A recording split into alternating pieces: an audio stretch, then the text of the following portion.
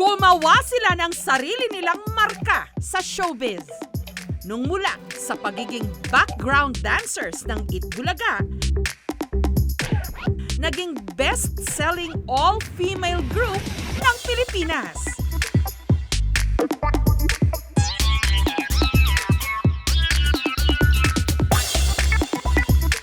Kapag umapir kayo at sumakit din ang ulo nyo, isa kayo sa mga tumutok sa kanila. Ang leader ng grupo, si Rochelle Pangilinan. Noong magkanya-kanya na ng career ang unang henerasyon ng Sex Bomb Girls, si Rochelle naging solo singer, songwriter at dancer. Gumanap din sa iba't ibang mga teledrama.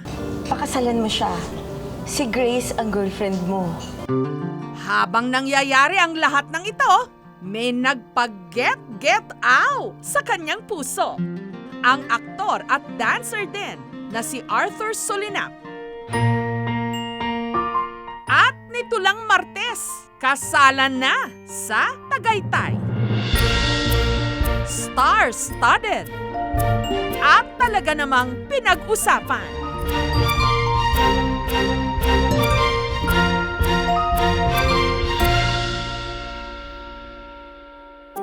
At heto na, sina Mr. and Mrs. Arthur at Rochelle Solinap. #ArtRock in God's perfect time. In their own words, ang kwento ng kanilang pag-iibigan hanggang kasalan. Iba parang lahat positive para sa akin. Wala, nag-glow lahat. Cloud9. Very overwhelming. Oo. Lahat ng response ng mga friends and family. Tapos kasi mga 2 days after ng wedding, nag-taping na ako sa Pepito Hindi ko masabi yung mga lines ko. Sabi nila, wow, lumulutang ka pa. Ang wedding venue, puti-puti, tad-tad ng mga bulaklak. How to create something fresh design for them. It's a good thing we got a venue that never been used. So, sila yung unang gumamit. The challenge for me na lang is to how to make the venue beautiful without being over-decorated.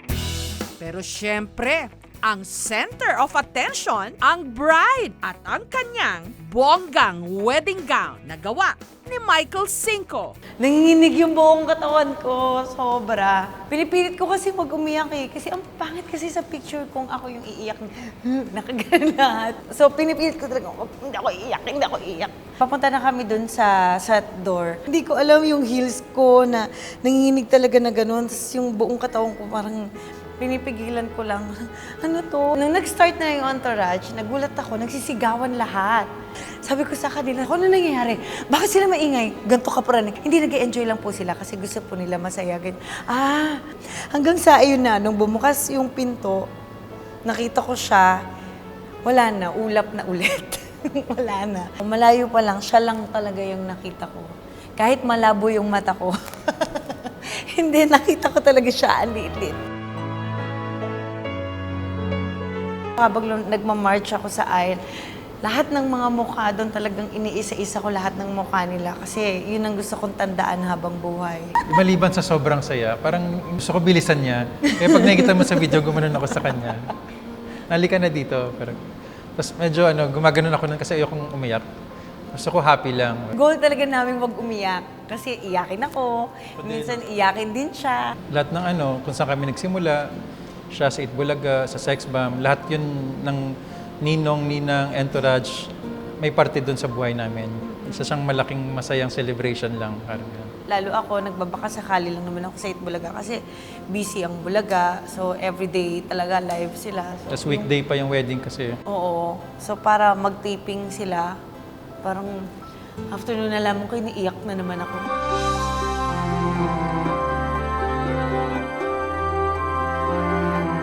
Turned out good naman. Halos buong entourage na lagyan ko ng music. Very light Light yung wedding.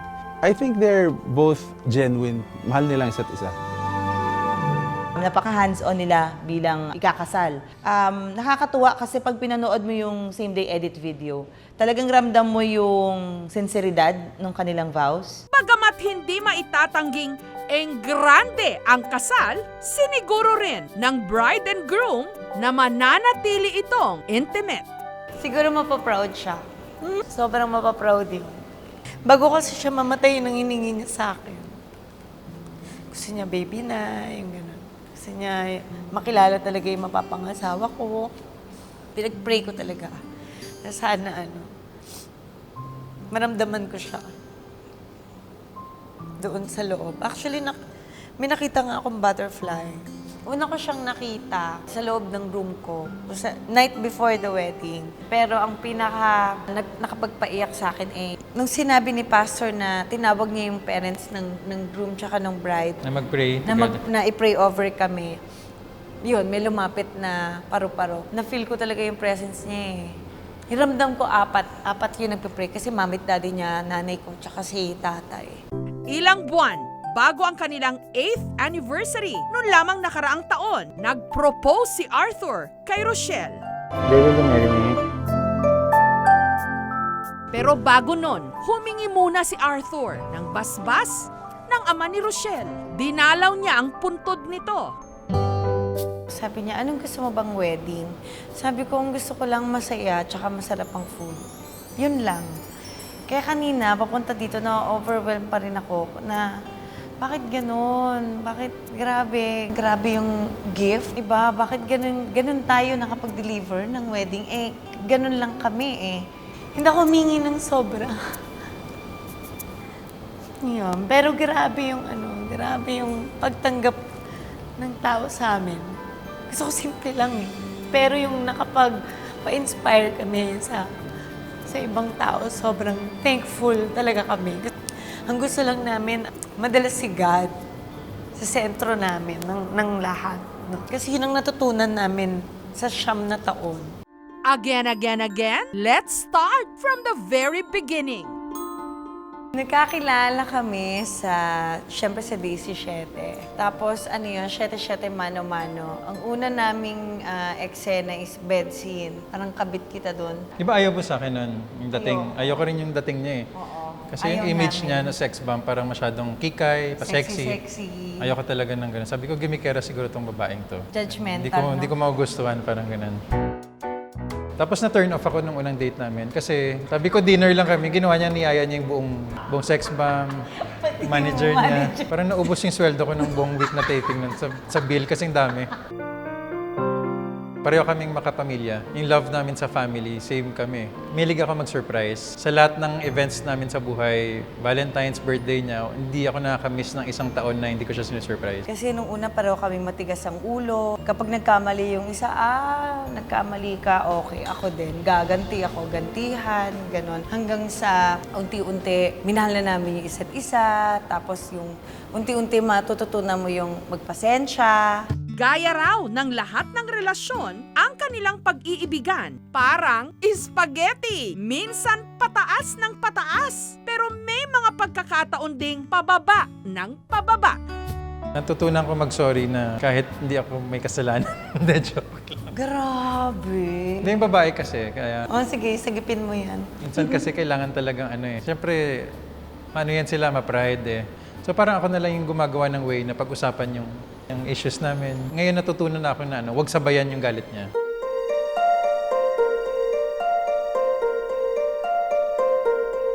Naghiwalay after ng proposal kasi kulang ng time sa isa't isa. Tapos away. Hanggang sa nag-give up. Sinoli ko na sa kanya to, pasoli na ako sa sing-sing. Kasi ayoko na. Hanggang sa ayun, kinag-usap kami, kinausap niya ako. Sinasabi niya na, i-work mo to, yung mga ganitong ayoko, hindi talaga siya naayos Sinasabi ko lang, oo, 1 week, okay. After nun, babalik na naman. Magsasawa at magsasawa ka. Kasi maraming times na talaga siya nag-give up. Aminado naman ako sa lahat ng mga naging kasalanan ko sa kanya. Kaya yun talaga yung gusto kong sabihin ng sa vows na thank you for not giving up on me. I love you. Goosebumps, talagang kikilabutan ka na talagang hindi mo na alam. Yun pala yung yun yung literal na mixed emotions na pati kami nararamdaman namin para sa kanya. Sa reception, hindi rin naiwasang pansinin ang 8-layered cake na kulay itim. I asked her, bakit black? Sabi niya, she wants it different. Actually, black is elegant actually. Maganda kasi yung motif niya eh. Black yung body and then yung flowers niya, contrasting yung color. So it really look nice. Pero ang talagang pinag-usapan nung nag-perform si Rochelle kasama ang ilan sa mga kasabayan niya sa Sex Bomb Lakas Maka Throwback.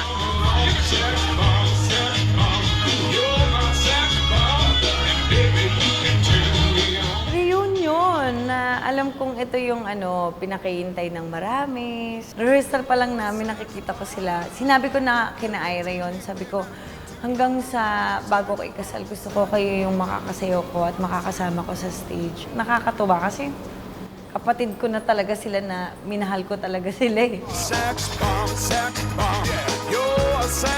Feeling ko ni-remind niya lang ako na si Rochelle Pangilinan ako. Parang ganun, pinaalala niya lang.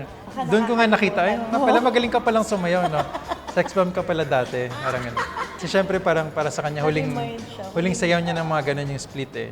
Ang groom na si Arthur, hindi rin nagpatalo. Sumayaw din. So, biglang tumugtog yung music namin at hindi really want me na abstract. Tapos biglang pumasok yung mga original abstract. Doon ako sobrang na-surprise. Hindi ko na maalala yung steps. Biglang sa chorus, biglang bumalik sa akin yung sayaw namin. Sabay-sabay kami. Kaya ang ganda tingnan. Tapos yung sigawan na yung mga friends namin. Oo. Tinawag ko pa si Dong para mangingin ng damay. Sobrang maalaga to eh. Tsaka mabait na tao talaga. Makikita ko talaga yung nature niya na mabait siya sa lahat eh. Masungit lang na suplada, pero ganun. Pero Grabe, suplada. ano siya eh, strong personality niya. Pero pag naano mo na yung yung soft part ng puso niya, ay tupi. Ito yung klase ng lalaki na konting ganun mo lang ng kilay, alam niya kung ano nangyayari sa'yo. Konting ganun mo ng mata, alam niya, tatanong niya agad sa'yo, bakit? So doon ko nakita na, mahal talaga ako ng taong to. Grabe, yung pag-aaral niya sa akin, pinag-aralan niya ako ng sobra. Kasi balak namin magka-baby na agad. Kung ibibigay sa'yo, ibibigay talaga sa'yo eh. Kasi basta ang gusto ko lang healthy. Pero kung ako tatanungin, sana as soon as possible, meron agad. Nilakad ka ba? Kaya nagmamadali talaga. I love you, be. Alam mo naman yun. Yung wedding vows natin, huwag kang mag-alala, ipapa-frame ko yun. Ilalagay ko sa bawat kanto ng bahay para ma-remind ka tayo. Basta, walang iwanan. Na? Ako ang number 1 cheerleader mo. Maabot mo lahat ng pangarap mo na kasama ko. Sa kanya naman, nasabi ko na rin lahat. Tutuparin ko talaga yun. Hindi lang doon sa araw ng wedding. Ito na yung simula natin. Di ba? Niligawan pa rin kita. Ganun. Tapos lahat ng mga araw na importante, yung mga Valentine's, birthday, hindi titigil yung mga surprises. Every year pa rin yun.